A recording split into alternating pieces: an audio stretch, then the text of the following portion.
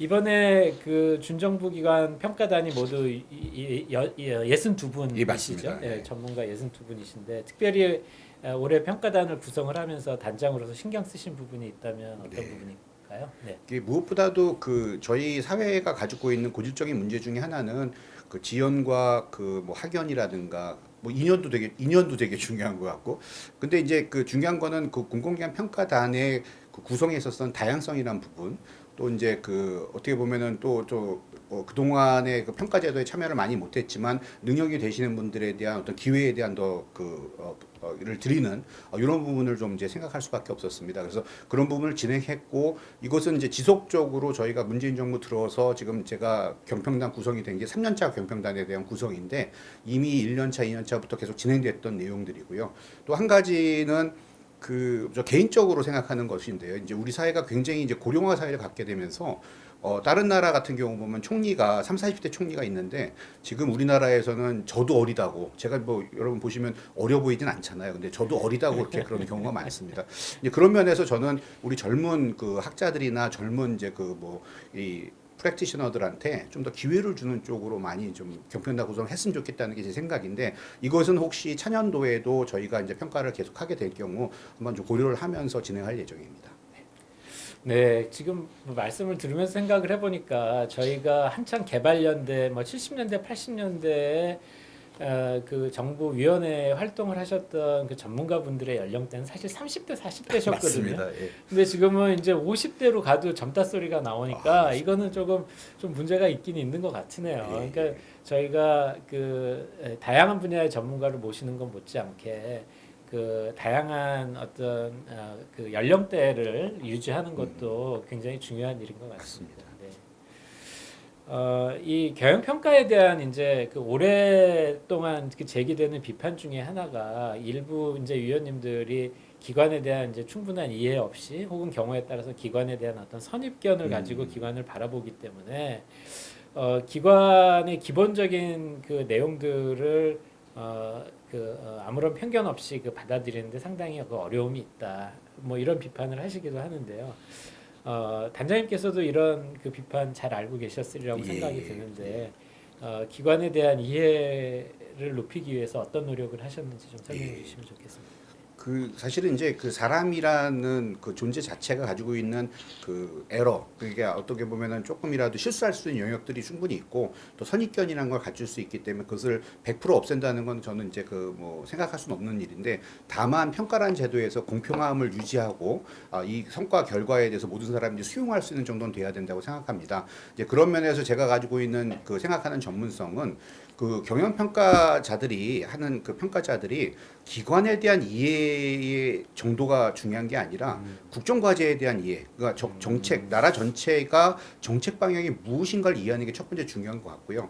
또 그동안 경영 평가 그 40년 가까운 역사 속에 많은 선배분들이 쌓아놨던 그 지표에 굉장한 그 세련됨이 있습니다. 그렇기 때문에 제가 평가를 하면 할수록 느끼는 건데, 인간의 그 휴먼 에러가 존재하긴 하지만 평가제도 근간을 흔들 만치의 인간의 선입견을 가지고 그 지표들을 이렇게 조정하지가 못합니다. 그렇기 때문에 계량이라는 거, 비계량이라는 거, 경영관리라는 거, 사업관리라는 거를 이렇게 포함해서 다 그 조화를 맞추고 있기 때문에 그런 에라를 통해서 사실은 이제 그 어떤 기관에 심각한 영향을 줄 정도의 부분은 안 되고, 경영평가자들이 들어갈 때 보통 팀을 이루어서 팀장과 같이 들어가게 되고, 나중에 평정회의 자체도 간사들과 나중에 기재부랑도 하게 되기 때문에 사실 이제 우리가 생각하는 것만큼 어떤 그런 에러가 들어가서 이것들을 인위적으로 조작하거나 그런 일은 절대로 없다고 저는 판단이 되는데, 다만 이제 문제가 되는 것은 그 경영평가자들이 가지고 있는 자세의 문제입니다. 뭐냐면은 대통령도 그런 말씀하셨는데 갑질하는 사람들이 있어서 문제죠.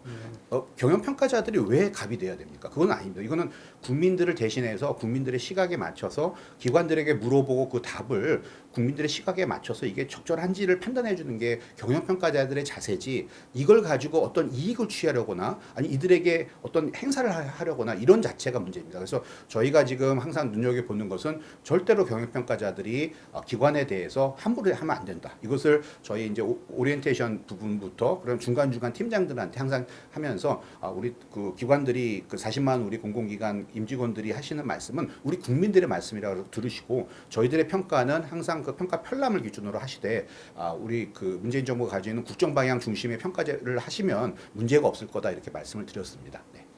네. 그 정부의 정책 방향에 대한 이해 중요성을 이제 강조를 하셨고요. 또 저희 40년 가까운 이 공공기관 경영평가가 얼마나 또 정교하게 설계가 되어 있는지에 대해서 또 강조를 해주셨습니다. 그러면 아까 뭐 잠깐 소개를 해주시긴 했습니다만 올해 평가가 예년에 비해서 이제 이 사회적 가치 부분에 대해서 상당히 이제 그 강조가 된 평가가 있었던 것으로 알고 있는데요. 단장님께서는 이 국민 체감형 사회적 가치 중심의 성과를 찾아내고 알리는 것이 평가 과정이다 이런 그 인터뷰를 하신 걸 제가 본 적이 있어요. 실제로 이러한 성과가 발굴이 된 경우가 있는지 네네. 뭐 있으시다면 뭐 간단히 소개를 해주셔도 좋을 것 같고요. 공공기관의 사회적 가치 구현이 강조가 되고 있는데 이런 사회적 가치가 평가에 실제로는 어떤 방식으로 반영이 되고 있는지 좀 설명을 해주시면 감사하겠습니다. 일단은 그 올해 저희가 국민 체감형 또 사회적 가치 중심의 그 평가 결과들을 도출해내기 위해서 사실은 BP에 대한 강조점을 두고요. 그 93개 기관으로부터 한 400개에 가까운 이제 베스트 프랙티스 그 잘한 것 국민들이 생각하시기에 이것들이 국민들이 이해해 주시고 또 우리가 잘했다 칭찬해 주실 것이 무엇인지를 뽑아내는 과정을 했고요. 그 중에서 상당히 이제 좋은 과제들이 많이 도출이 되었습니다. 뭐 예를 들면 환경공단에서 그 성남시에서 여러 가지 악취에 대한 문제가 있었는데 이것들을 공동 생산이죠. 코프로덕션 개념으로 국민들과 함께 모여서 되게 수평적인 관계로 팀을 구성해서 그 악취와 관련된 매핑을 하고 그것들을 어떻게 대처해 나가나 이런 것이 있었고 철도시설공단 같은 경우는 그 우리 경인선 개발 같은 것이 하나의 과거의 중요한 예였다면은 현재 그들이 가지고 있는 유유부지를 경인선 그 모델이 약간 좀 더 커머셜 상업적인 것이 중심이었다면은 이것을 지역사회와 사람들의 그 니즈에 맞춰서 어린이집이라든가 벤처에 대한 어떤 공간으로 활용하는 유유부지 활용이 굉장히 우수한 과제들이 있었고요.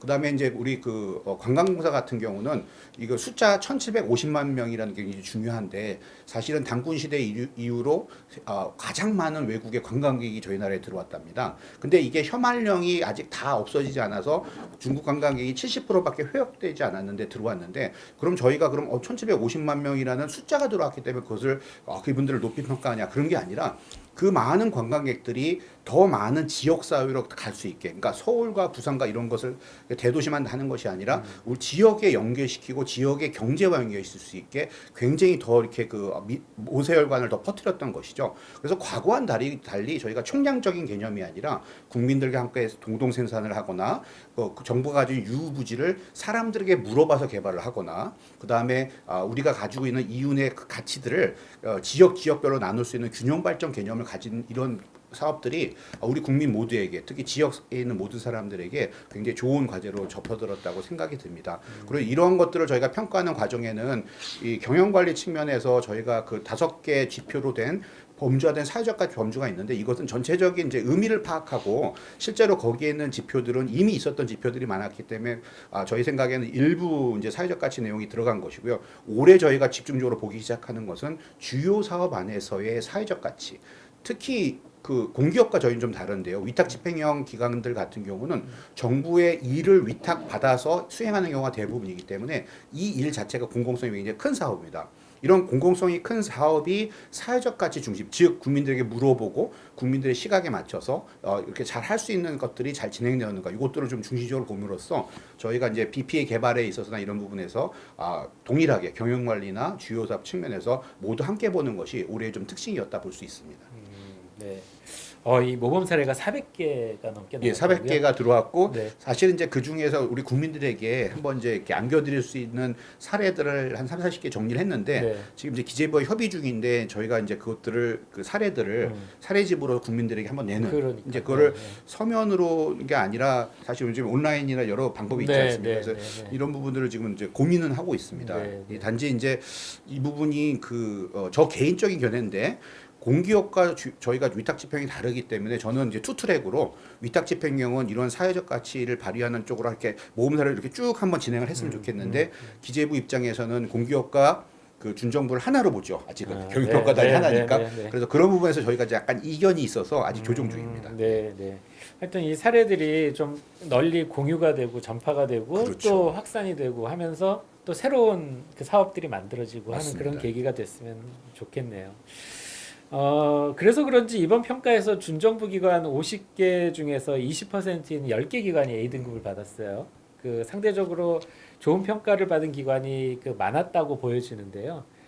이런 좋은 등급을 받은 기관들의 공통적인 특징이라 그럴까요? 뭐 이런 걸 좀 설명해 주실 수 있을까요? 네. 그 실제로는 그 저희가 전년도 그 2018년 경영평가 성과와 거의 유사한 지금 등급 배경이 나왔고요. 네, 네, 근데 실제로 많게 느껴지는 이유가 이 소문이 돌았답니다. 그래서 무슨 소문이냐 봤더니 기관들 사이에서 저희가 나라가 코로나 사태로 어려워지니까 성과급을 줄이기 위해서 기재부에서 좀 더 짜게 평가를 할 거라는 얘기가 돌았는데 네. 그렇지 않고 전전다와 유사하게 되니까 사람들이 좀 그렇게 느끼시는 것 같고요. 네. 그리고 이제 올해 잘 받은 기관의 특징은 그 저희가 그 이 기관을 바라볼 때 기관의 사업 구조가 좀 죄송하지만 단순한 경우가 있어요. 이제 그것이 나쁘다는 건 아니지만 그 굉장히 그 계량이라든가 이런 것을 쉽게 만들어내시는 부분이 문제가 있는데 어떤 데는 사업 구조가 굉장히 더 많고 또 여러 개 기관이 합쳐진 경우가 있습니다. 그래서 이런 부분에 대한 좀 고민이 있습니다. 그래서 이제 올해 평가의 경우는 저희가 이제 계량을 항상 만점 많은 기관이 A 받는 그런 것이 아니라 그 저희가 충분히 주요 사업의 내용을 확인하고 BP를 통해서 좀 보완을 함으로써 정말 국민이 체감할 수 있는 그 BP들이 있는 경우에 그런 부분에 대한 어떤 평가들을 잘 저희가 하게 됨으로써 조금은 좀 이렇게 균형감이 좀 생기지 않았을까. 단순히 계량 점수가 좋다고 A 받는 시대가 아니라 국민 체감형 베스트 프랙티스 또 사회적 중심의 또 국정과제에 맞는 어떤 그런 방향성들이 나왔을 때 올해 받았던 기관들이 좀 그런 A를 받은 기관들이 생긴 것이 아닌가 생각이 들고 그 외에도 B, C, D 모두 다 소구를 하셨는데 상대적으로 오른 기관들이 약간 그런 추세를 보였고요. 조금 떨어지는 기관들은 단순히 뭐 계량이 망쳤다든가 그런 거로 받아들이지 않고요. 대부분 그런 거에 대한 좀 이해도 그다음에 본인이 하고 있는 일에 대해서 국정과제에서 추구하는 방향성에 잘 맞추지 못하는 경우 우리 위원님들께서 평가하실 때 그런 부분에서 좀 낮게 평가가 나오는 게 아닌가 하는 게 제가 개인적으로 관찰한 결과들입니다. 네. 역시 단장님께서는 역시 국정과제의 중요성을 예. 강조해 주셨습니다.